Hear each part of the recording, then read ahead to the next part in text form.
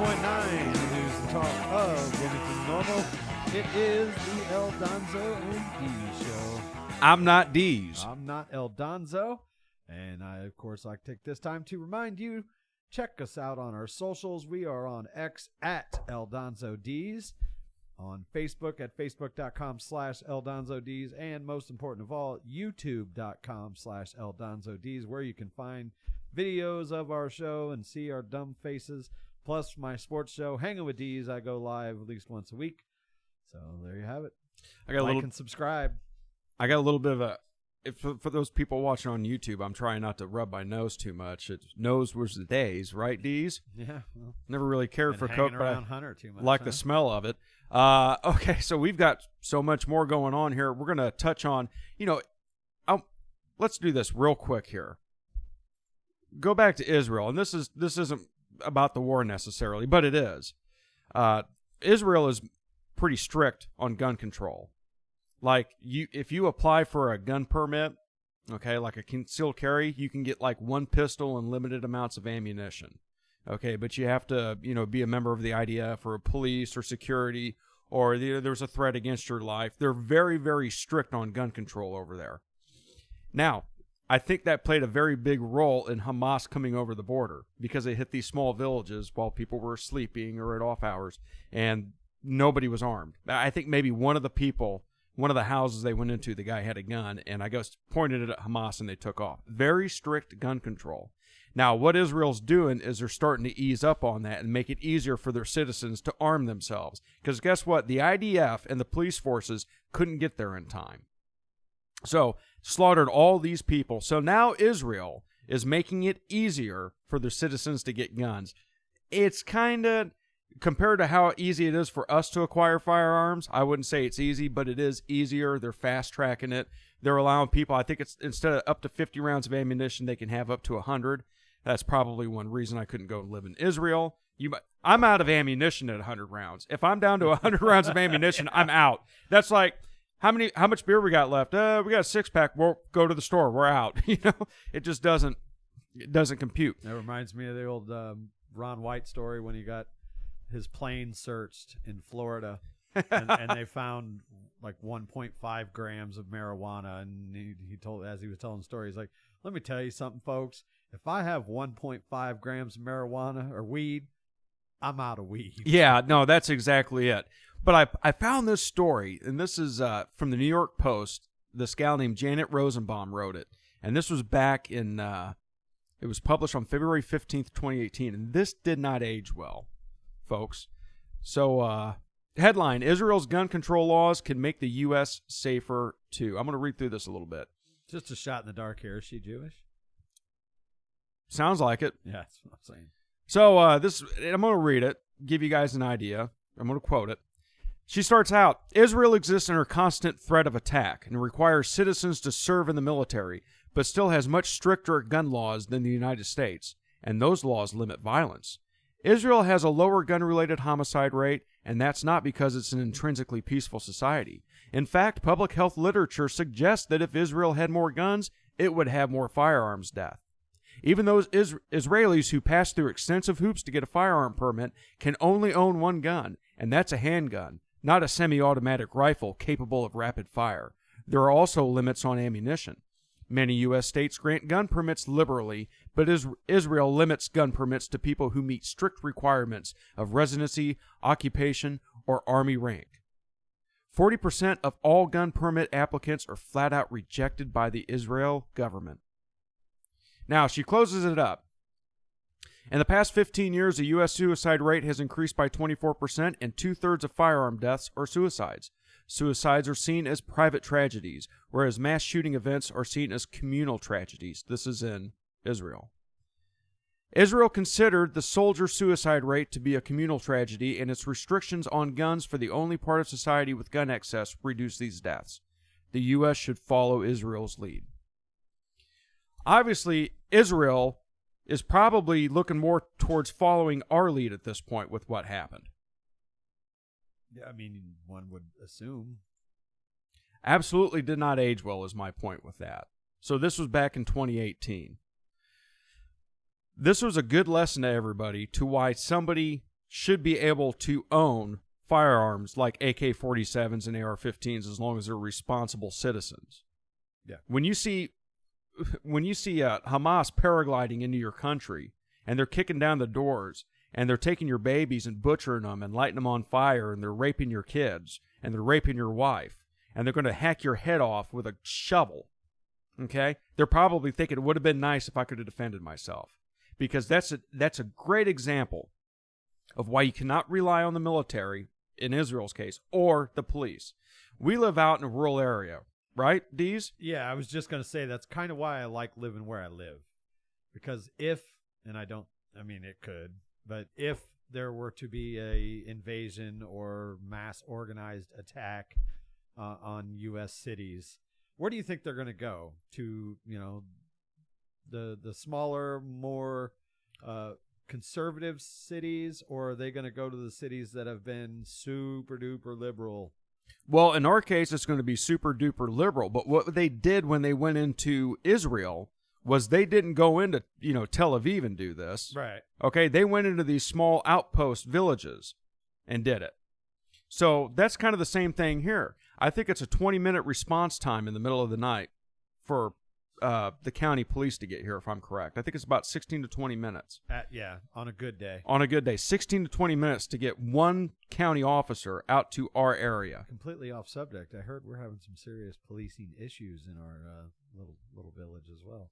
Well, I have not heard that, but since we are technically local news, why don't you tell me what's going on? All I know is that we have a hard time getting people to come work here for reasons that I don't know nor really care about, but that's just the hubbub on the old local Facebook page, is that we can't get enough cops. Well, you know what? The police departments, first of all, if anybody wants to become a cop nowadays, you're out of your mind. Right. Second of all, the people that do it, I got to give them, if you wake up in the morning and you say, I want to be a police officer, I want to do good, hats off to you at this point. Okay, because you're stepping into a situation. Well, do you have that story pulled up about the police officer that shot the guy? This is a prime example of why you almost got to be a little bit crazy to be a cop nowadays. But the police departments are suffering the same kind of lack of workforce that everybody else is. My day job, we can't get people to come to work. Nobody wants to go get a job. People show up for a couple days and then they blow off work. It must be nice to not have to be employed. I don't understand how this works. I think what happened during COVID was it got all these people sitting in their parents' basements, not working, with an Xbox in front of them or whatever going on, smoking pot, drinking, and they decided, I don't need to better myself. I don't need to go out and work really hard so I can have things. I'm comfortable right here as it is. Yeah. That's honestly what I think happened. Yeah. I mean, growing up, that was one of the things that I thought about doing, was going into criminal justice and being a cop. But, I did too. Today, if I were to do something like that, I would only do it in a small town like this. And I've actually considered, believe it or not, becoming a small town police officer. I mean, I've thought about it. I don't think I'll ever do it. Leonard Cure is the man's name, by the way. Oh, Leonard Cure. Let's tell everybody about this story in case they were sleeping and missed it. Yeah, so this was in Georgia. Leonard Cure, I'm sure you've probably read or heard at least a little bit about it, was wrongly convicted of, I believe, a robbery or a burglary, and spent 16 years in prison. And it turned out the Innocence Project got involved and basically got him exonerated because they didn't have enough evidence. Prior to that, he did have, I guess, multiple convictions. So it's not like this guy was, an angel. Anyway, he was on his way to, according to the story, I think visit his family or something. But he passed a cop doing 100 miles an hour. Cop pulled him over, and in that law, or in that state, doing that speed is considered reckless driving, which is an arrestable offense. He was combative, and again, not to condone anything or whatever, but the officer might have been having a bad day too, because he got combative right back. Well, anyway, he still wasn't using excessive force, was just trying to place him under arrest, and the guy kept kind of resisting, so he tased him, and as soon as he tased him, there's speculation the guy might have been high or drunk or whatever because it didn't phase him at all. But somebody that's been barbs tased might not have been. Yeah, somebody that's been tased, that the barbs have to get into the skin. Yeah. If one doesn't get into the skin, then it's just you're going to feel it, but it's not going to incapacitate you. So the guy immediately turns around and starts swinging at the cop, and there's a fight. The cop grabs his baton and tries to hit him with that. Well, then Leonard Cure grabs the cop by the throat and, almost has him bent over backwards. Yes. And says something like, how you like that, bitch? I don't know if you want to beat that or not. But anyway. No, I ain't gonna. But the point is, and so then the cop pulls his pistol and fires one shot, downs him, and a Brinks truck happened to be driving by and kind of saw it, and they come back. Well, the story that we got initially before the body cam footage was, along the lines of George Floyd, that this cop excessive force killed a black man, he was innocent, blah blah blah. But the body cam clearly shows that he had every opportunity to comply, and the officer tried both taser and baton, two non-lethal methods of detaining him. And we're going to get more into this when we get back from this break coming up here. But yeah, the cop was probably not happy that he had to deal with somebody driving 100 miles an hour and driving recklessly. Right. And then the guy gets out and starts blowing him smoke. Yeah. Anyway, we're going to have Ben Crump's take on this. Of course, we all know who Ben Crump is, the famous attorney. And we're talking about this thing with Leonard Cure, the guy that got shot by, was it a state trooper? I believe so, Georgia State Trooper. Yeah, Georgia State Trooper. Might have been a sheriff's deputy. I want to get into that, but we have some breaking news right now, and this is a bigger deal than most people would think. But Russia is this is Fox News. It just came up an hour ago. Russia is closely monitoring U.S. nuclear test in Nevada, says Putin's spokesperson. Russia's state-run media is reporting Friday that the Kremlin is closely monitoring a high-explosive experiment that the U.S. carried out this week at a nuclear test site in Nevada. Wednesday's test used chemicals and radioisotopes to validate new predictive explosion models that can help detect atomic blasts in other countries, Bloomberg reported. This is a big deal because that's going to open up. This was already going to happen anyway.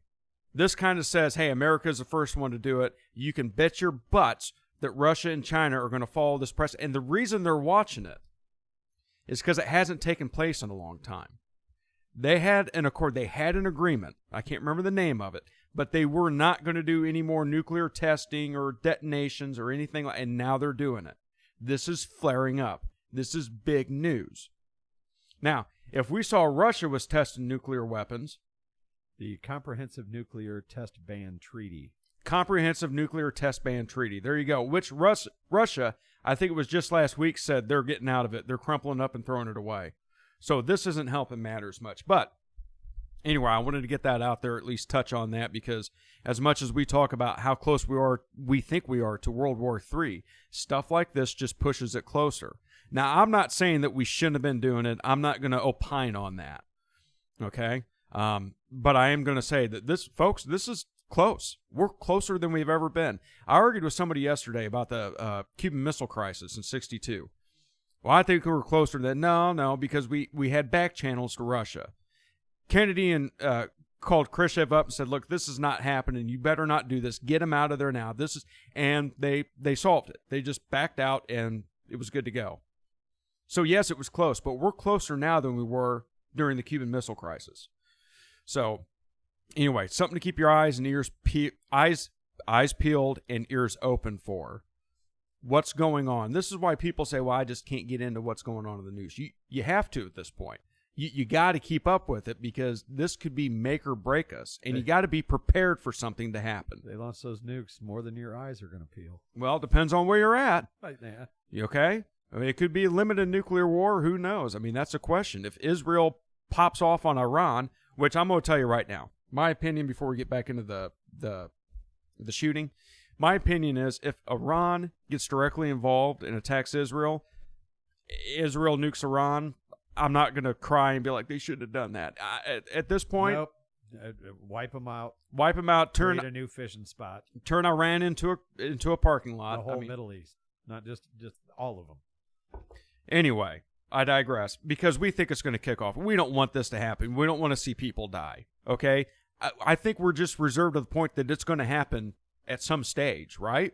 Yeah. And it's like the anticipation is like building, and the anxiety about this is building within a lot of people. And I think people are getting to the point just to do it and get it over with. I mean, when we see there was these 2 substitute teachers that were popped that were both non-binary. I don't know if I got that story somewhere. We'll cover that later. Yeah, prostitution. For prostitution, and all this stuff with these men and women sports. And, maybe we do need a good nuclear war just to, weed out the population. Only the strong survive. I hate to say stuff like that, folks, but it's how I feel. Thanos was right.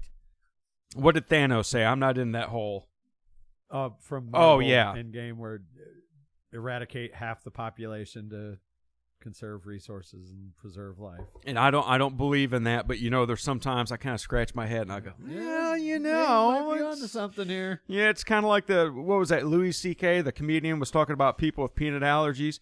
Yeah, it's sad when somebody eats a peanut and dies, but then again, if you're allergic, if a peanut can kill you, maybe you don't belong in society. Don't agree with that. Don't condone that, but Chris Rock said it best. I'm not saying OJ should have killed her, but I understand. But I understand.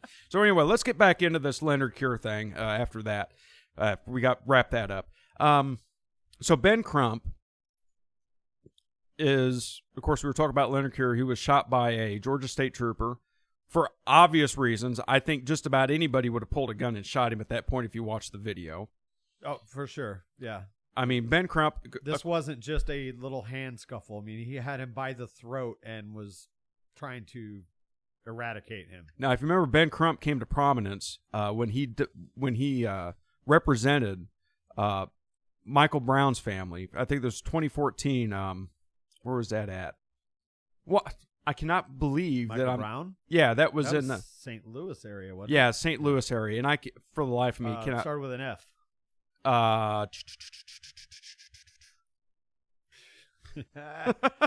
It's Ferguson, Missouri. We're professionals. It's one of those things. Well, you know what? When you get on here and you get on a roll, and you've got so many things going on in your mind, it's almost like when somebody goes on a game show and you're like, "This is the answer, you idiot," and it's simple, and they can't think about it. There's so many things going on. So, of course, he defended Michael Brown, came to prominence, and, of course, Michael Brown was hands up, don't shoot, which started the Black Lives Matter movement.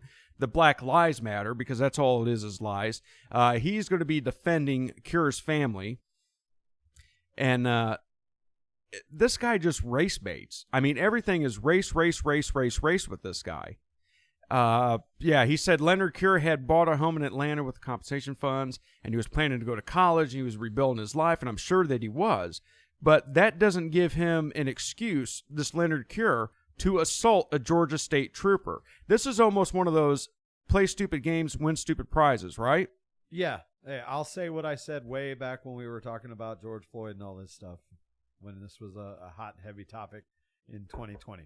If you just comply, you won't die. Yes, I agree. You'll get your ticket, go to jail. Yep. You'll be let out, have your day in court. Now, this is something else Ben Crump said. It is god-awful that he would escape that injustice to have his life claimed by more bias.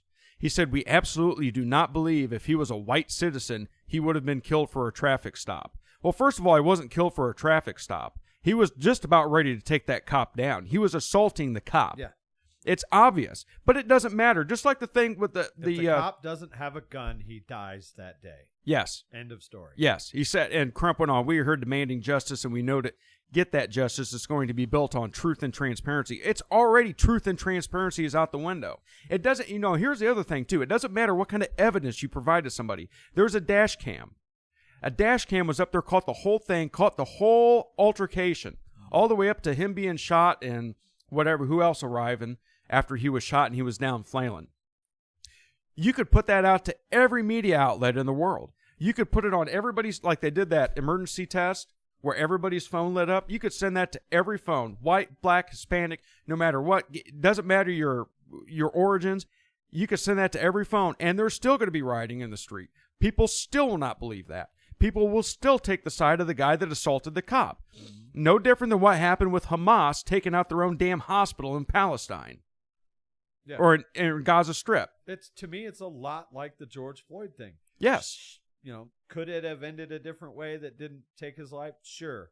But the simple fact is, this guy was a convicted felon prior to the charges that he, got exonerated on. He had been in and out of the system multiple times. Sure, he, got a raw deal and spent 16 years in prison, and that's horrible.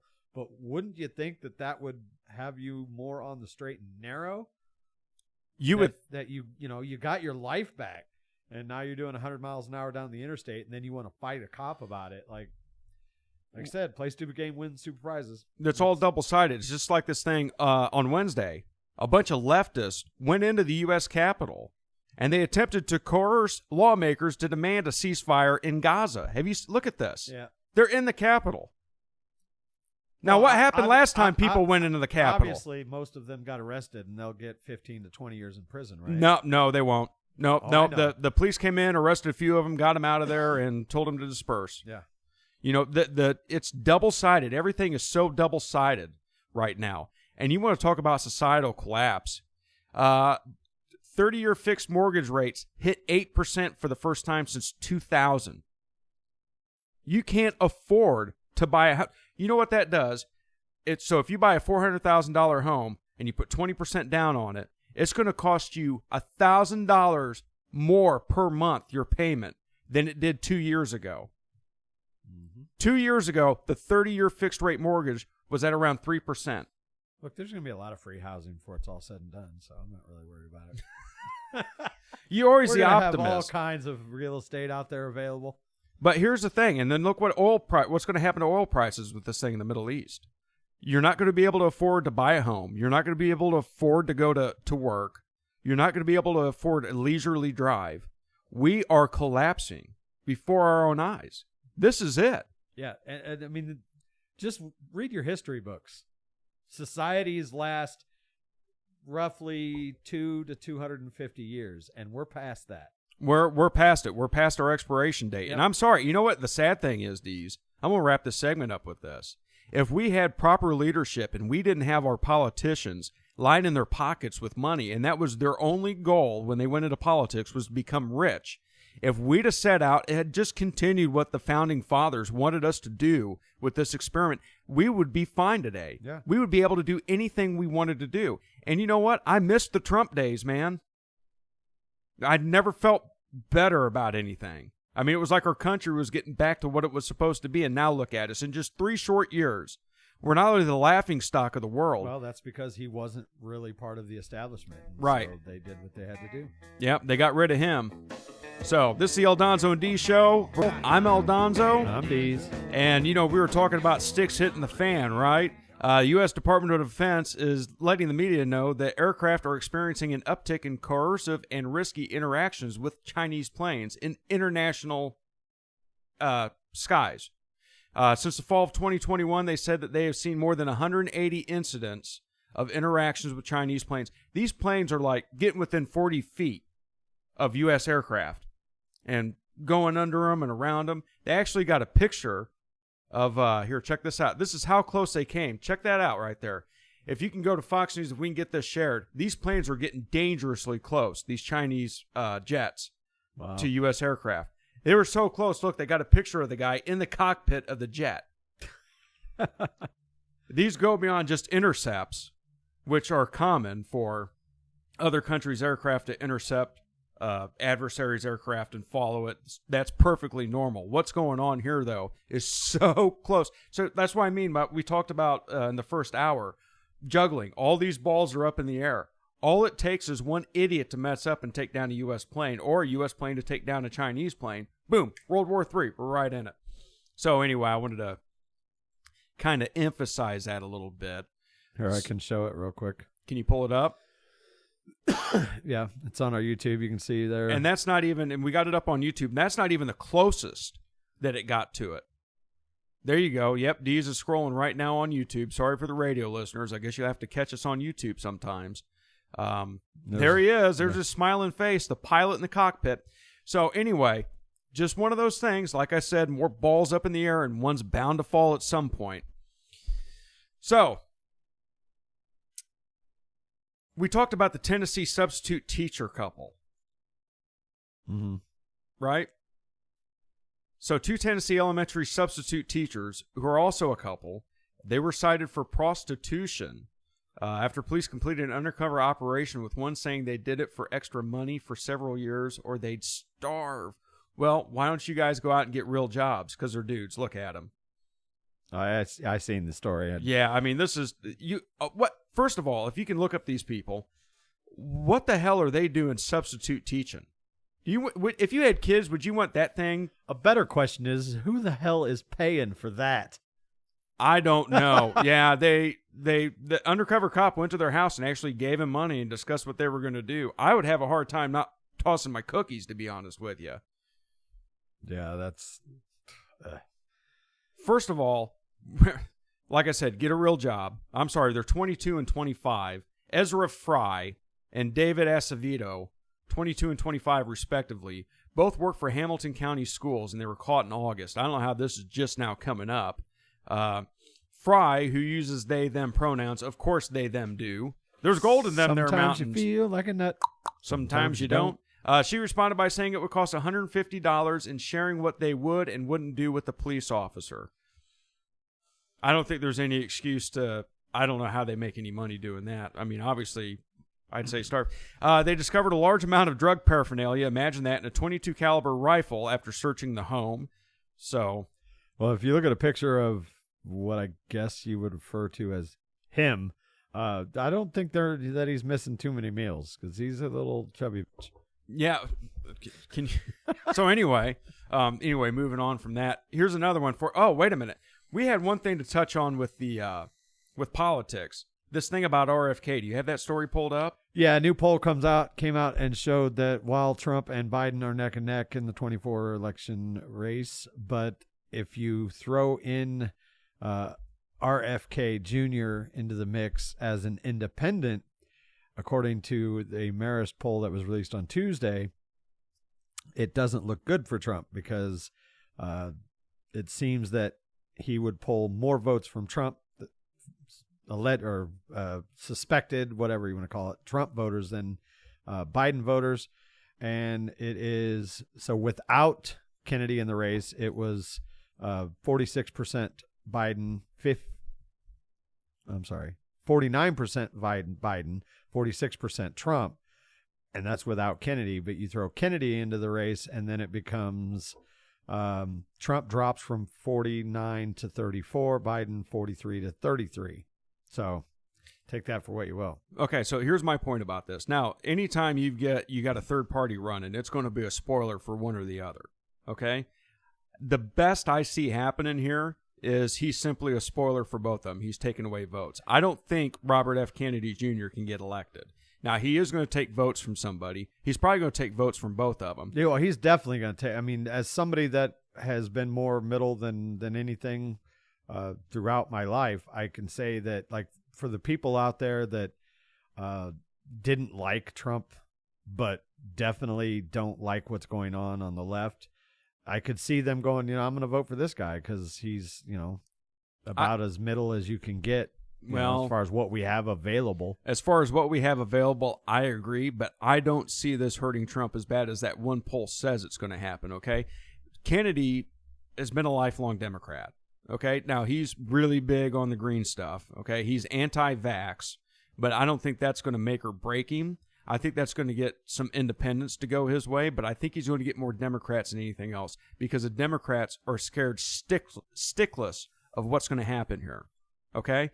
I think he's going to pull, in the end, more Democrats than he pulls Republicans. The people that are saying they're going to vote for Trump, I mean, we just looked at the poll. What was it? It was a 4-point spread. Yeah, the hardcore Trump guys, people, whatever you want to call them, aren't going anywhere by any means. It's the middle of the roaders that... I tell you, at the end of the day, what's ultimately going to make this, or actually break it, for Robert F. Kennedy Jr., and why I don't trust this poll right now. More polls come out, it could be a different story, but I'm going to tell you why. Because if you have a brain, you know that a third party in this country running has almost zero chance of getting elected. Which is part of the problem. Well, that doesn't... They're trying to change it, but I'm just telling you. I mean, this is how it is. This may have been at some point by design like this. Well, look, the way things are going, we're not going to have a two-party system anymore. We're not going to have an election. Well, that too. Yeah, I don't. At this point, gun to my head, I don't think there's going to be an election. Yeah, I don't either. I don't either. If there is, I think let's just say that we don't eradicate ourselves and completely collapse in the next 16 months, whatever the case may be. I think what we are seeing the very beginnings of is a split, not only on the right with the MAGAs and whatever different groups you want to call them, but the left is starting to splinter a little bit as well. And we've seen a lot of that throughout this whole Israel stuff, where you've got, even the Fetterman. Even Fetterman came out in support. In support and against the quote squad.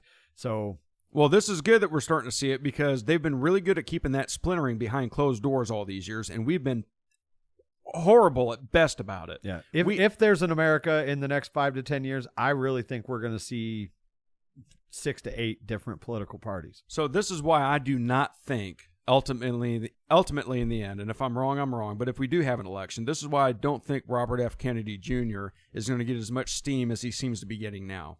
People, like I said, if you have a brain, know that there's nearly 0% chance that the third party is going to get elected. I don't think people are going to go waste the vote knowing that. I think if we can get this election actually happening and actually free of fraud and actually legit, people are going to line up for one or the other. I don't think it's going to make that much of a difference. Now, the independents out there, we'll see where the independents go. I don't know about that, but I'm talking the Republicans and the Democrats. Yeah, for now. I don't think they're going to risk it. No, I just don't. I mean, this is so polarized and so embroiled at this moment in time. This isn't like it was 20 or 30 years ago when you had a Clinton and a Bush running and people were voting. If an independent came in, then he was going to take more from the Democrats. Or, I just don't care who gets elected, but, I can't consciously vote for this guy. That's not the case now. People literally are starving in this country and all around the world. Look what's going on in all these wars and all the sticks just hit the fan. People are tired of this. And I'll be damn surprised if anybody's going to go, I really don't like either of them. I'll just throw my vote away to RFK Jr. I don't think that's going to happen. If we can actually get to the 2024 election, I don't think people are going to throw this away. I've talked to so many people that you just wouldn't think were like-minded, that you wouldn't think get into this. And they didn't years ago. And they're into it now. I've talked to so many people that say, I can't stand Trump, but my life was so much better under him. I don't care what he says. I don't care what he tweets. I don't care who he pissed off last week. I need this back. They're starting to miss what they had. I just don't think they're going to waste it on RFK Jr. And I like RFK Jr. for what he is. Don't get me wrong. He's not the worst person we could ever have as president. But I'm going to tell you something. You think the Democrats are going to let RFK Jr. become president? No. There's no way. There's no way they'll let Trump become president again. But, I'm still backing the candidate that I think can do the best for me. I'm El Donzo. I'm Deez. And I got to get this headline out of the way. Cher, actress, singer, slut, says she'll leave U.S. if Trump retakes White House in 2024. She goes, we heard that before. I almost got an ulcer last time. The idiot said she tweeted in 2015 that she would move to Jupiter if Trump won. And now she says, I'll really move this time. Yeah, whatever. All right. These... Oh, God. I almost got an ulcer the last time, she told The Guardian in an interview published this week. If he gets in, who knows? This time, I will leave the United States. How many of these... Rob Reiner said he'd leave the United States. All these liberals, idiots. Yeah, not a one of them left. I'll buy the plane ticket for her. I'm just saying, Miley Cyrus, Snoop Dogg, Chelsea Handler, a whole bunch of Robert De Niro calling for the electors to flip. You remember that? Uh-huh. And he's still walking the streets. He's not being tried in some clown kangaroo court somewhere. So, something else I wanted to get to real quick, and then we're going to hand it over to Deez. Now, you remember Natalie Holloway, which went missing in Aruba back in 2005. I remember the story was huge. I was watching this in my bedroom one night. Now, they know who did it. Joran van der Sloot. Okay? And this kid actually, I think it was in the Philippines. I'd have to look that up. Killed another woman, and they actually convicted him of it. Peru, excuse me. Joran van der Sloot, who was a prime suspect, And he actually ended up defrauding her family, saying he'll take her to where the remains are, but he needs $25,000 up front. It was going to be $250,000 for him to do this. Defrauded him, took the money, and ran. They just wanted to find her daughter's body. Well, he finally confessed to it, and he's back in America right now. And he told him, he said, she, rejected my sexual advances, so I took a cinder block and smashed her face in, drug her body out in the ocean, and let it go.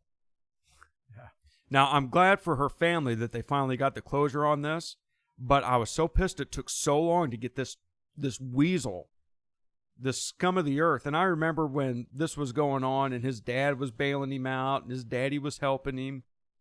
I mean, just horrible. I guess they're going to actually, they're going to extradite him back to Peru. Well, yeah, because he got sentenced to 28 years in prison. It's not long enough for what he did to this family. Not long enough. They should have taken him out back and lopped his head off, to be honest with you. Yep. But anyway, that's the last story I wanted to get to. Deez, brother, what you got? A mortuary worker is in hot water after he ends up with a dead man's sex doll. Did you see I read this, yes. Oh, this is horrible. Nebraska mortuary employee lost his job and landed himself behind bars after returning to a dead man's home for a tryst with a life-size sex doll, according to Sarpy County Sheriff's Office. Ryan Smith, age 41, was arrested and faces charges for attempted burglary, criminal trespass, and tampering with physical evidence. He was incarcerated, blah, blah, blah. What happened was this man died, and he went there to collect the body, as these people do. And I guess he saw the victim being the sex doll.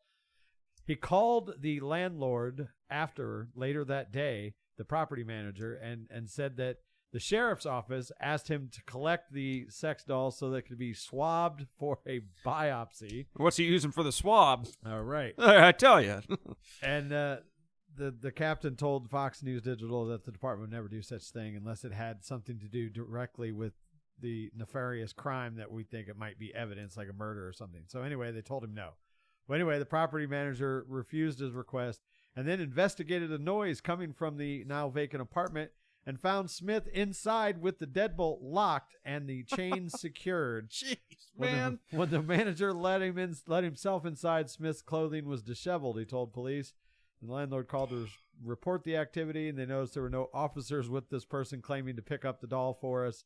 So he called and said it was strange, and got arrested because apparently it was a good-looking sex doll. So he had to. It must have been one of those high quality. So here's my thing about one of those real dolls. I can't wrap my mind around going in where there was somebody who just died, taking him out, seeing the sex doll, and thinking I'm gonna come back and get me some of that later. Right? I just how lonely are you? Like, okay, something that would actually make a big difference to me was a sex doll new and packaged, like never been, molested. Really. I mean, maybe like if it was brand new, it was a $4,000 doll, like go in there and grab it, have a companionship. That thing was pristine. And if it was good enough for him to break in, it was probably good enough to have been abused multiple times. If this was, an elderly gentleman probably living off his retirement. 50? No, he's 51. Oh, okay. He was young. I guess it was a heart attack. Either way, to like you said, to have this guy go in there, and I'm guessing it was one of those like $1,000 real dolls that are nice. But you moving on. I apologize for the pain that you're about to feel. Oh no. Here's the opening of the story. It was a gut ball. Oh. Did you read it? No, I didn't, but I can only imagine. An Italian motorcyclist was left in excruciating pain after a motorcycle crash dislodged his testicle and sent it up into his body. How does that work? Wait a minute. Okay, keep going on. As detailed in a balls-deep study in the BMJ case reports. I swear to God, that's the way the article reads. Okay. We present a case of a man who suffered a traumatic dislocation of the right testes into the abdomen after a motorcycle crash. And there's this is from the New York Post. There is an x-ray, and his right boy is up like by his hip bone, the top of his hip bone. Yeah. So for all you motorcyclists out there, and I know that the season is just about over, except for you really hardcore ones, just keep that in mind that this isn't a once in a lifetime thing. They say that this is an actual common more common than it should be occurrence for motorcycle wrecks where your testicles will become, they call it dislocated. I think they call them ascended. I would definitely call it dislocated if it ends up behind your hip. Is that what happened to Jamie Lee Curtis? Why her testes are where they are? Oh, that's a different story altogether. This story is absolutely nuts. Yeah, the balls on that guy. Wow, Deez. You know what? We had such a good show going, and you just completely probably got us banned for that one. Yeah, they say of the instances of this, 80% of total cases, only 6 of them see it make it that far into the abdomen. Hey, you know what? You know what we say on the Ildonzo and D show? If you're going to be a bear, be a grizzly. We're out of here, baby. We'll catch you on the flips next weekend. Same bat time, same bat channel. We're out of here. See ya.